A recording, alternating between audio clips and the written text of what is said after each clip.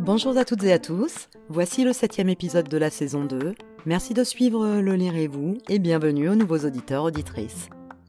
Aujourd'hui, on va changer un peu, je ne vais pas vous parler d'un livre précis, on va plutôt décortiquer les genres, pour cette fois le roman policier. J'entends souvent dire « je n'aime pas les romans policiers ». Et pourtant il y a tellement de genres qu'il est impossible de ne pas trouver son bonheur. Alors, je vais essayer de vous expliquer tout ça, en espérant vous y amener si ce n'est pas déjà le cas. Parce que je vous assure, il y en a forcément un pour vous. Déjà, le roman policier, appelé également polar, c'est un genre littéraire souvent confondu avec le thriller. Pourtant, ce sont deux genres bien différents, même s'ils partent en quelque sorte de la même base.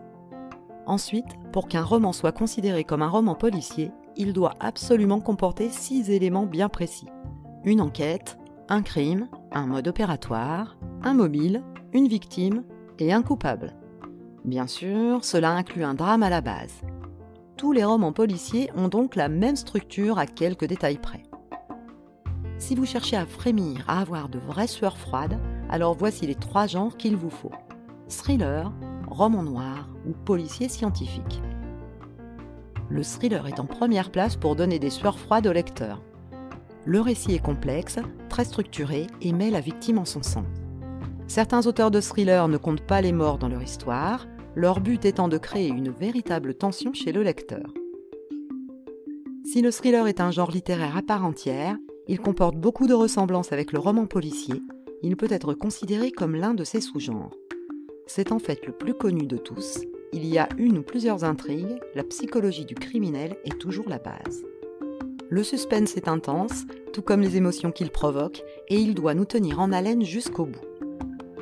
En général, on connaît le coupable dès le début, mais l'angoisse monte crescendo, le lecteur découvrant l'ampleur du problème, toujours beaucoup plus gros qu'il n'y paraît au départ. Parmi les excellents thrillers que j'ai pu lire, il y a Un employé modèle de Paul Cleave et les suivants, Des nœuds d'acier de Sandrine Collette, ou encore Morte la bête des frères et sœurs suédois Lotte et Søren Hammer. Le roman noir, lui, on le trouvera en librairie rangé soit en roman, soit en polar. Il se caractérise par une présence accrue de violence dans le récit. L'univers est très lourd et ne donne pas de répit au lecteur.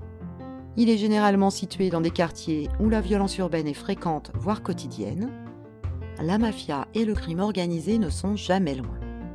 Le détective est souvent un solitaire confronté à des problèmes personnels, de violence ou d'alcool par exemple. On n'a pas forcément d'enquête policière, on va surtout explorer les côtés les plus sombres de l'humain, les vicissitudes ou de la société en général. Un des meilleurs romans noirs à lire, Alabama 1963, des messieurs Manchette et Niemiec, mais Sandrine Collette y excelle également, dans un genre différent, sans violence urbaine ni mafia. Cécile Coulon avec Une bête au paradis ou Del Amo avec Le fils de l'homme se distingue également dans la noirceur humaine. Enfin, le policier scientifique est un genre du polar qui parle logiquement de médecine, de chimie ou de programmation informatique. L'auteur fait toujours des recherches avancées dans un domaine bien précis pour construire son récit et en faire parfois l'arme du crime. Évidemment, l'enquêteur est très intelligent. Et c'est ce qui attire aussi les lecteurs passionnés des dernières innovations technologiques ou scientifiques. Et donc, la science sera la résolution de l'enquête ou du drame. José dos Santos, Robin Cook, Douglas Preston, Frank Tilliez ou encore Maxime Chatham font partie des plus lus du genre. Sinon, le roman policier peut se mélanger à d'autres genres littéraires. Par exemple, on a le roman policier historique, qui combine enquête policière et contexte historique marquant. C'est un genre du roman policier qui plonge le lecteur dans le passé et lui fait revivre les grandes périodes de l'histoire. Il fait revivre le passé par l'association d'événements et de personnages réels et fictifs. Le récit progresse dans un cadre minutieusement reconstitué auquel s'ajoutent des conflits politiques ou militaires.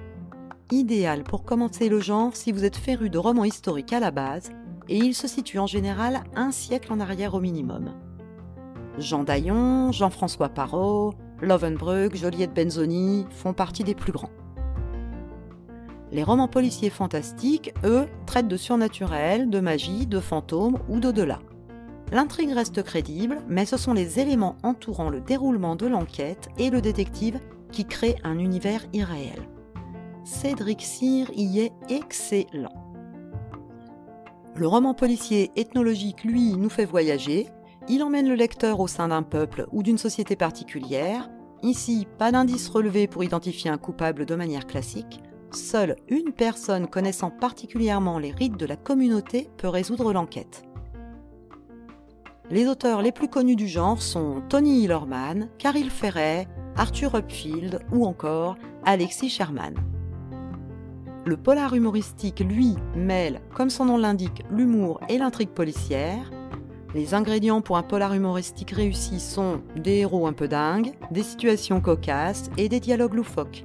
Frédéric Dard et Charles Braya, auteurs de la série San Antonio, représentent parfaitement le genre, mais on a aussi les séries anglaises qui font fureur depuis quelque temps. Par exemple, les Agatha Raisin de MC Beaton qui font partie des plus connus. On est là dans des univers anglais, de femmes détectives amateurs, dans des petites villes anglaises tranquilles, et c'est à déguster avec une bonne tasse de thé. Le roman policier très girly existe également, comme avec Chloé Esposito, qui nous a écrit Mad, Bad et Dangerous. Très girly, on dirait de la romance trash. On y trouve des scènes de sexe détaillées, c'est décapant, c'est drôle, et ça reste léger dans l'ensemble. Dans un autre style, mais toujours en roman policier girly, Vilaine fille de Megan Abbott, où on va y trouver jalousie, désir, amitié amoureuse, domination, homosexualité. Vous voyez, il y en a pour tous les goûts. Et encore, je n'ai pas traité la moitié des genres. Mais là, déjà, vous aurez constaté, j'espère, que le roman policier, tout le monde peut en lire. Alors, lancez-vous si ce n'est pas déjà fait. Et pour ma part, j'ai déjà quelques chroniques à venir dans des genres policiers très différents si ça peut vous aider. Si vous entendez ce message, c'est que vous avez écouté jusqu'au bout, et pour ça, merci du fond du cœur, j'espère qu'il vous a plu. Si c'est le cas, je vous invite à laisser un avis sur la plateforme où vous l'écoutez et à partager l'épisode autour de vous. Et n'hésitez pas à me dire également quel style ou quel livre vous aimeriez que l'on aborde dans les prochains épisodes. Pour ça, postez-le moi en commentaire ou bien sur les réseaux sociaux. Et à la semaine prochaine!